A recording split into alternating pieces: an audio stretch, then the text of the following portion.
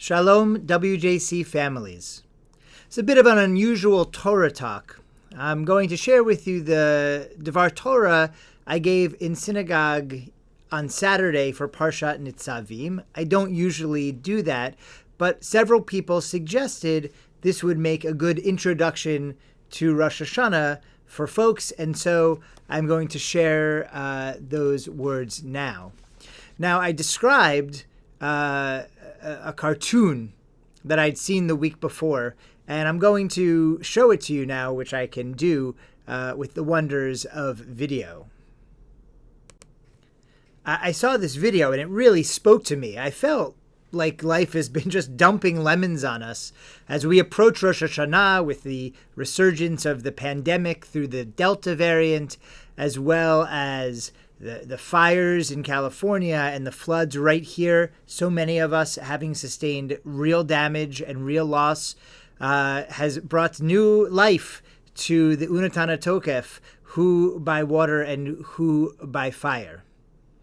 So the question we're left with is, why does the world look like this? What are we supposed to do with a world that seems so flawed? As we celebrate the creation of the world, it's a fundamental question we need to be asking. So to get our answer, let's take a look at Parshat Nitzavim. Last week's Parsha starts out with the words, "You stand this day, all of you, before the Lord your God, your tribal heads, your elders, and your officials, all the men of Israel, your children, your wives, even the stranger within your camp, from the wood chopper to the water drawer."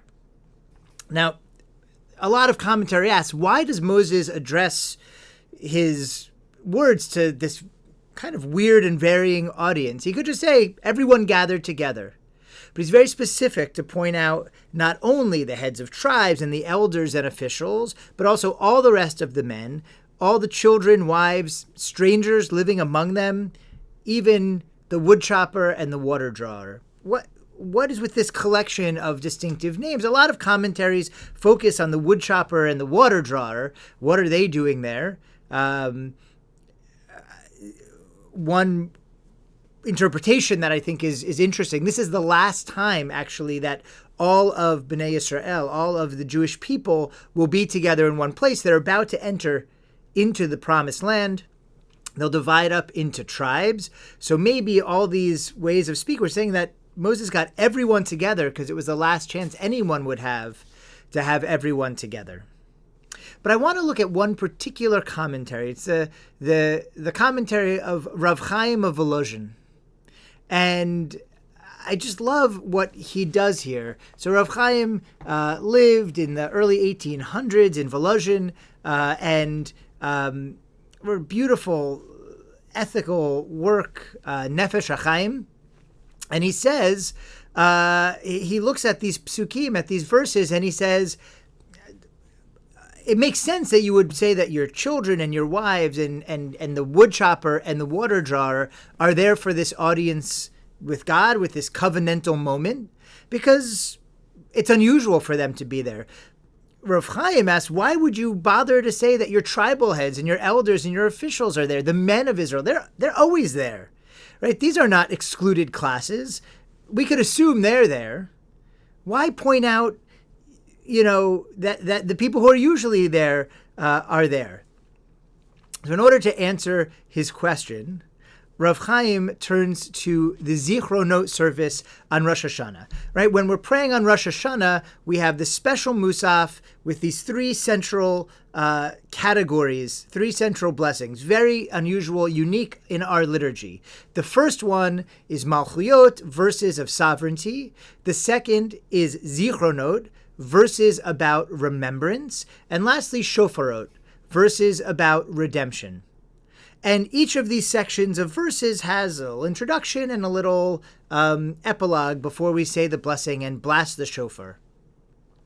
So Rav Chaim points out in the introduction to the Zichronot verses, and this is on page 160 in our own Lev Shalem Machzor, it says, among the things that God should remember, or that we should remember, Ma'aseh ish ufegudato, Masei ish ufekurato, right? The deeds of a person and their appointed tasks, their tafkid. It's a very interesting thing for us to ask God to remember.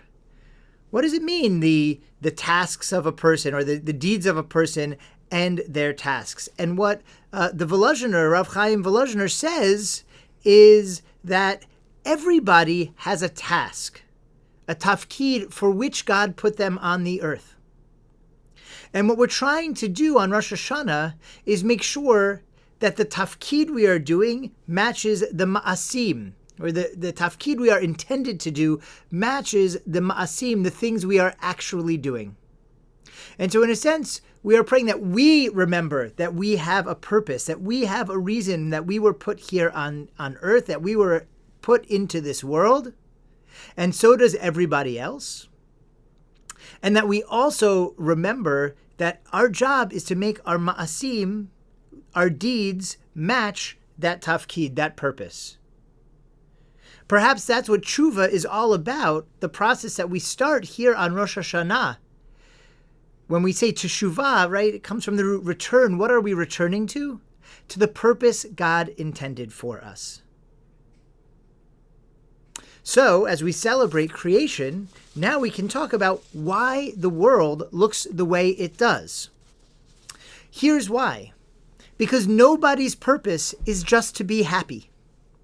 As a matter of fact, Alan Morinis, in his masterpiece, Everyday Holiness, right, addresses this very question.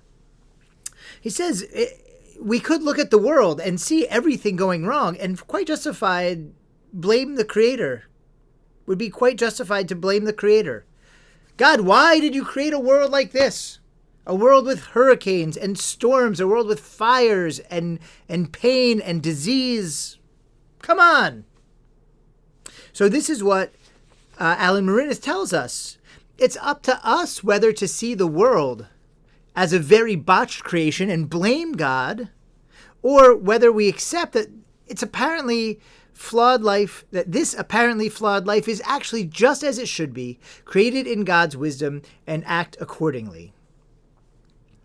I'll tell you, says Morinis, why I think it makes sense that God created this world the way it is, replete with all its difficulties. It's because it is not in our job description to become happy and fulfilled. The head-on pursuit of happiness and satisfaction is very unlikely to succeed in a world like ours. And he goes on to talk about all the people who achieve that, fame and fortune. And if our main purpose was to be happy, all those people, celebrities, they'd be happy all the time. They wouldn't be prone to addictions. They wouldn't be prone to mental collapses, depression, all those things just like the rest of us. Because the pursuit of happiness, despite what it says in the Declaration of Independence, head on as a purpose in and of itself, that is not what we were created for. And the more we try and seek it, pleasure it all the time, the more we won't be able to achieve it. Experiences and stuff and delight, that is not what true happiness is all about. And if we want to be happy all the time, because that is just not in the nature of a person, to be happy, delighted, ecstatic all the time, we will inevitably find that we are unhappy, that we are failing in our this pursuit. And Morinis goes on to say exactly that. It is only when you are running after the elusive goal of being happy that this world seems so terrible. If you think you are supposed to be the master of your life, as if that were possible, the terrible happenings that inevitably come your way in this imperfect world are defeats.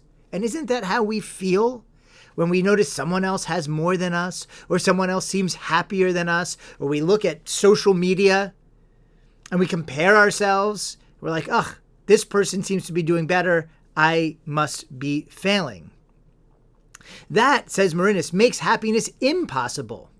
But the Jewish tradition actually gives us a different job description, one that fits much better with the world just as it is. It advises us not to seek happiness, but to recognize instead that we are meant to be servants of God, right? That we serve something greater than ourselves. From that vantage point, the world seems a rather fitting place to live. even with all its shocks and sorrows.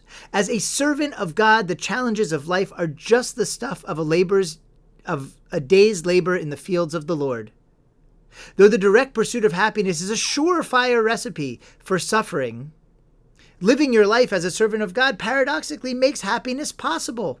This may be the irony of ironies, or just the secret we need to uncover to make the whole puzzle work. In other words, you have a tafkid and I have a tafkid, and they're not the same, right? It might be my destiny to be a woodcutter or a water drawer, and yours to be a prince or a princess, a chieftain of a tribe of Israel. We all have our place in the world, and not just the Jewish people, but all people. God gave us a tafkid. Masei ish ufkudehem. Right? Our deeds need to match that tafkid, that task. And that task is not, go be happy. If it were, yes, then the world should be Gan Eden and we should be living in paradise all the time. That's not the world God gave us. God gave us a world in which we would have a purpose. And in fulfilling that purpose, we would help make the world that paradise for everyone. And that's the question to be asking ourselves as Rosh Hashanah approaches. Am I on the path of my tafkid?